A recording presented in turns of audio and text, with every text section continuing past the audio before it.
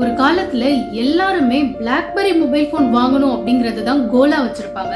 இப்ப எப்படி ஐபோன் அப்படிங்கறது ஒரு ஸ்டேட்டஸ் சிம்பிளா பார்க்கப்படுதோ, அப்போ பிளாக்பெரி தான் status சிம்பிளே. We used to chat, they do much more, setting their status, sending pictures all on the moon. They are the BlackBerry boys. Oh yeah, they are the BlackBerry boys. Oh yes, they are the BlackBerry boys. இப்ப இருக்கக்கூடிய iPhone, Android இதெல்லாம் வர்றதுக்கு முன்னாடி mobile இண்டஸ்ட்ரியவே ஒரு rule பண்ணிக்கிட்டு இருந்த brand தான் இந்த blackberry. I love a BlackBerry, and every time I say that, people. High profile businessman, Hollywood actors, even Barack Obama கூட BlackBerry தான் யூஸ் பண்ணிட்டு இருந்திருக்காங்க. And I was the first president to have a BlackBerry. And so years pass and no one else has BlackBerry. இந்த brand எவ்வளவு Grazia இருந்திருக்கு அப்படின்னா, இதுக்கு கிராக்பெரி அப்படின்னு யூசர்ஸ்லாம் ஒரு நிக் நேம் செல்லமா வச்சிருந்திருக்காங்க. பட் டுடே 2026ல பிளாக்பெரின்னு ஒரு மொபைல் இங்கே விற்கிறதே இல்லை. இதோட மார்க்கெட் வேல்யூ 0%. எப்படி இவ்வளோ பெரிய மொபைல் இண்டஸ்ட்ரியில எம்பையரா இருந்து திடீர்னு எங்க போனாங்க? இவங்க காணாம போனதுக்கு, இவங்க ஃபெயில் ஆனதுக்கு என்ன ரீசன்? அவங்க பண்ண ஒரு பெரிய மிஸ்டேக் என்ன?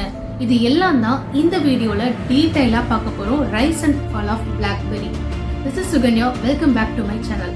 கதை ஆரம்பிக்கிறது கனடால 1984ல மைக் லசார்டியஸ் அப்படிங்கிற ஒரு இன்ஜினியரிங் ஸ்டூடெண்ட் அவரோட ஃப்ரெண்டு டாக்லஸ் ஃபெரின்கிற சேர்ந்து ரிசர்ச் இன் மோஷன் ரிம் அப்படின்னு ஒரு கம்பெனியை ஸ்டார்ட் பண்றாங்க. கரெக்டா இந்த டைம்ல ஜிம் பசிலியன் அப்படிங்கிறவரு உள்ள வராரு. மைக்கேல் பாத்தீங்கன்னா நல்லா டெக்னிக்கலா ஸ்ட்ராங்கா இருப்பாரு. ஜிம் வந்து மார்க்கெட்டிங்ல பயங்கரமா பண்ணக்கூடியவர். ஸோ இவங்க 2 பேரும் சேர்ந்து இந்த ஸ்டார்ட் அப்பை முன்னாடி நல்லா கொண்டு வரணும்னு நினைக்கிறாங்க. இதுக்காக ஜிம் என்ன பண்றாரு, அவரோட வீடையே அடகு வச்சு இந்த ஸ்டார்ட் அப்ல இன்வெஸ்ட் பண்றாரு. இப்படிதான் இந்த ரிம் அப்படிங்கிற ஒரு கம்பெனி ஸ்டார்ட் ஆகுது கனடால. 1999ல இவங்க பிளாக்பெரி 850ன்னு ஒரு டிவைஸ் லான்ச் பண்றாங்க. இது ஒரு 2-way பேஜர். பேஜர்னா என்னன்னு தெரியாதவங்களுக்கு சொல்றேன். முன்னாடி காலத்துல லேண்ட்லைன் தான் இருந்துச்சு. நம்மள மாதிரி ஸ்மார்ட் போன்ஸ் எல்லாரும் யூஸ் பண்ண மாட்டாங்க, அது இல்லை. அப்போ எல்லாருமே கம்யூனிகேஷன் பண்றதுக்கு ஹை ப்ரொஃபைல் அத்தாரிட்டிஸ்ல இருந்து போலீஸ் ஆபீசர், மிலிட்ரிஸ் எல்லாருமே பேஜர்னு ஒரு பாக்கெட் ஃப்ரெண்ட்லி டிவைஸ் யூஸ் பண்ணுவாங்க. இதுல என்ன பண்ண முடியும்னா 1-way கம்யூனிகேஷன் தான். இப்போ எக்ஸாம்பிளுக்கு நம்ம நாளைக்கு மீட் பண்ணலாம் அப்படிங்கிற ஒரு மெசேஜை வந்து நான் அனுப்பணும் அப்படின்னா, நான் அந்த பேஜர் ஸ்டேஷன் அப்படின்னு இருக்கும். நான் அந்த ஒரு மெசேஜை அவங்களுக்கு கொடுக்கும் பொழுது என்னோட ஃப்ரெண்ட் ஒரு பேஜர் வச்சிருப்பாங்க. அவங்களுக்கு அது ஒரு பீப் சவுண்டோட ஒரு நோட்டிபிகேஷன் மாதிரி பாப்பப் ஆகும். அவ்வளவுதான். அவங்க அந்த மெசேஜை ரீட் பண்ணிக்க முடியும், பட் அவங்களால ரிப்ளை பண்ண முடியாது. இதுதான் 1-way பேஜர். இதுதான் இந்த பிளாக்பெரி லான்ச் பண்றதுக்கு முன்னாடி வரைக்கும் எல்லாரும் யூஸ் பண்ணிட்டு இருந்தாங்க. பிளாக்பெரி இன்ட்ரோடியூஸ் பண்ண 850ங்கிறது ஒரு 2-way பேஜர். இது எப்படி இப்போ யூஸ் ஆகுது அப்படின்னா, நான் அனுப்பக்கூடிய மெசேஜ், நம்ம நாளைக்கு மீட் பண்ணலாம், நான் ஃப்ரெண்டுக்கு அனுப்புறேன். அவங்க எனக்கு எப்போ மீட் பண்ணலாம், எத்தனை மணிக்குன்னு அவங்க ரிப்ளை பண்ணிக்க முடியும். So it's a 2-way communication. இந்த 2-way பேஜர் லான்ச் பண்ணது அந்த காலத்துல பயங்கர ஹிட் ஆச்சு. பாருங்க, இது எவ்வளோ பெரிய கேம் சேஞ்சர் இந்த பிசினஸ் மார்க்கெட்ல. ஏன்னா இப்போ வரைக்கும் 1-way கம்யூனிகேஷன் பண்ணிக்கிட்டு இருந்தவங்களால கான்வர்சேஷன் பில்ட் பண்ண முடியுது. ஸோ அந்த காலத்துல இது பிசினஸ்ல ஒரு மேசிவ் ஹிட் கொடுத்துச்சு. அது மட்டும் இல்லாம இவங்களோட கீபோர்ட் மொபைல் டிவைஸ்ல எப்படி இருக்கும்னா, நம்ம லேப்டாப் அண்ட் கம்ப்யூட்டர்ல இருக்கக்கூடிய QWERTY கீபோர்ட் தான். ஸோ ஒவ்வொரு அல்பபெட்ல இருக்க 26 லெட்டர்ஸுமே அதுல இருக்கு. பிளாக்பெரியோட பிசிக்கல் கீபோர்ட் பாக்குறதுக்கு ஃப்ரூட்ஸோட சீட்ஸ் மாதிரி இருந்தனால இதுக்கு பிளாக்பெரி அப்படின்ட்டு பேர் வச்சாங்க. இப்பதான் இவங்களோட ரைஸ் ஸ்டார்ட் ஆகுது, தி ரைஸ் ஆஃப் பிளாக்பெரி. ஒவ்வொரு ப்ராடக்ட் இனோவேஷனுமே மார்க்கெட்ல ஒரு பெரிய ஹிட் அடிச்சது. ஏன்னா அவங்க கொண்டு வந்த எல்லாமே நியூ இனோவேஷன். ஃபர்ஸ்ட் எடுத்துட்டோம் அப்படின்னா பிளாக்பெரி என்டர்பிரைஸ் சர்வர். முன்னாடிலாம் இமெயில் நம்ம நினைச்ச நேரத்துக்கு உடனே நம்மளால செக் பண்ணிட முடியாது. இமெயில் நீங்க செக் பண்ணணும் அப்படின்னாலே நீங்க மேனுவல் ரெஃப்ரெஷ் கொடுத்து அது லோக்கல் சர்வரோட கனெக்ட் ஆகி கிட்டத்தட்ட ஒரு 1 hour எடுத்துக்கிடும். இந்த ப்ராப்ளம சொல்யூஷன் கொடுத்ததே பிளாக்பெரி தான். என்ன பண்றாங்க, BES அப்படின்னு ஒரு சாஃப்ட்வேர் கொடுக்குறாங்க. ஆஃபீஸ்ல உங்களோட மெயின் சிஸ்டம்ல இந்த சாஃப்ட்வேர் நீங்க இன்ஸ்டால் பண்ணிட்டீங்கன்னா உங்களுக்கு வரக்கூடிய மெயில்ஸ் எல்லாம் உடனுக்குடன் உங்களோட கையில இருக்கக்கூடிய டிவைஸ்க்கு வந்துரும் அப்படிங்கிறது தான் இவங்களோட மார்க்கெட்டிங். இவங்க சொன்னபடியே செஞ்சு காட்டினாங்க. எல்லாருக்குமே ரொம்ப பிடிச்சு போயிருச்சு. அதனால ஆஃபீஸ் போறவங்க எல்லாருமே அதிகமா இந்த பிளாக்பெரி மொபைல் யூஸ் பண்ண ஆரம்பிச்சாங்க. நெக்ஸ்ட் அவங்களோட பிளாக்பெரி மெசேஞ்சர். இப்போதான் வாட்ஸ்அப், இன்ஸ்டாகிராம், ஃபேஸ்புக் சாட்ஸ் எல்லாம் இருக்குது. முன்னாடிலாம் சாட் பண்றதுக்கு அப்படின்னு ஒரு பிளாட்ஃபார்மே கிடையாது. இதுக்கு விதை போட்டவங்களே பிளாக்பெரி தான். 10 feet tall. I like this look, I love you all. And don't look down. Don't look down.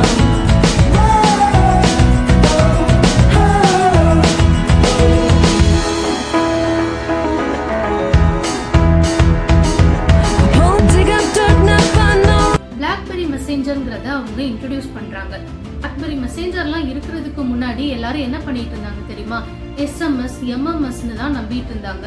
இது போன்ல ஒவ்வொரு நாளைக்கு 100 மெசேஜ் தான் நம்மளால அனுப்ப முடியும்.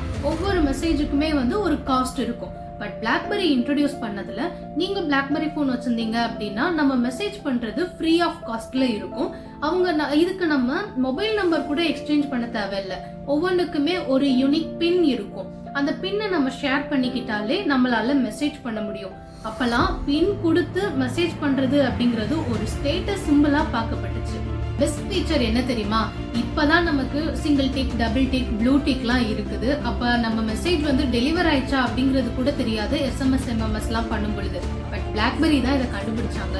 Dன்னு இருந்தா டெலிவர் ஆயிடுச்சு, Rன்னு சிம்பிள் மாறிச்சுன்னா நம்ம ஃப்ரெண்ட் நம்ம மெசேஜை ரீட் பண்ணிட்டாங்க அப்படின்னு இனோவேட்டிவா கொண்டு வந்தாங்க. இது டீனேஜர்ஸ் மத்தியில பயங்கரமா இந்த ப்ராடக்ட் வந்து கியூரியாசிட்டியை ஏற்படுத்துச்சு.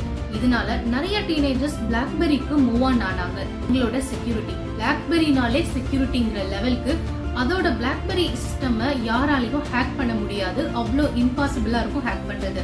செப்டம்பர் 9, 2001ல ஒரு மேசிவான அட்டாக் யூஎஸ்ல நடக்குது. இது ஒரு world trade centre attack. 4 flight hijack பண்றாங்க. இதனால நிறைய பப்ளிக் நெட்வொர்க் எல்லாமே பாதிப்படையுது. மொபைல் நெட்வொர்க்ல இருந்து கம்யூனிகேஷன் பாதிப்படையுது. பட் இவ்வளோ பாதிப்படைஞ்சாலும் பிளாக்பெரியோட நெட்வொர்க் மட்டும் ரொம்ப ஸ்டேபிளா இருந்துச்சு. காரணம் என்ன தெரியுமா, பிளாக்பெரி பப்ளிக் நெட்வொர்க் யூஸ் பண்ணல, இவங்களுக்குன்னு தனி சர்வர் இருந்துச்சு. இந்த இன்சிடென்ட்க்கு அப்புறம் கவர்மெண்ட் எம்ப்ளாயிஸ்ல இருந்து பெரிய பெரிய பேங்க் எம்ப்ளாயிஸ் வரைக்கும் பிளாக்பெரி மேல ஒரு நம்பிக்கை ஏற்படுது. அவங்களோட ஃபர்ஸ்ட் சாய்ஸா பிளாக்பெரி அமைகிறதுக்கு இது ஒரு முக்கிய காரணமா இருந்துச்சு. இப்பதான் முக்கியமான பார்ட்க்கு வரும். பிளாக்பெரி கிட்ட எல்லாமே இருந்துச்சு. அவங்க ரிலீஸ் பண்ண எல்லாமே ஹிட். இன்னோவேஷன்னாலே பிளாக்பெரி தான். அவங்க கிட்ட எல்லாம் இருந்தும் அவங்க ஃபெயில் ஆகுறதுக்கு என்ன காரணம்? They didn't just fail. They failed step by step in a most tragic way. Blackberry பண்ண பெரிய தப்பு என்ன தெரியுமா, டச் ரெவல்யூஷனை ஒரு பொருட்டாவே மதிக்காதது தான். 2009ல ஆப்பிள் டச் ஸ்கிரீனை வந்து இன்ட்ரோடியூஸ் பண்றாங்க. அப்போ வரைக்கும் பிசிக்கல் கீபோர்டை பார்த்துக்கிட்டு இருந்த மக்களுக்கு டச் ஸ்கிரீன் அப்படிங்கிறது புதுசா தெரியுது. அப்போ பிளாக்பெரி என்ன பண்ணாங்க தெரியுமா, மார்க் பண்ணி சிரிச்சாங்க.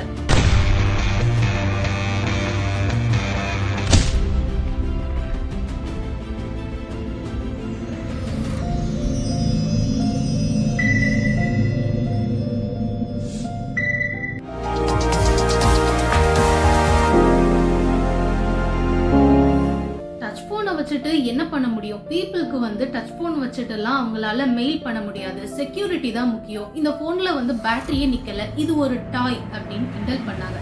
ஆனா பீப்புளோட மைண்ட் செட் வேற மாதிரி இருந்துச்சு.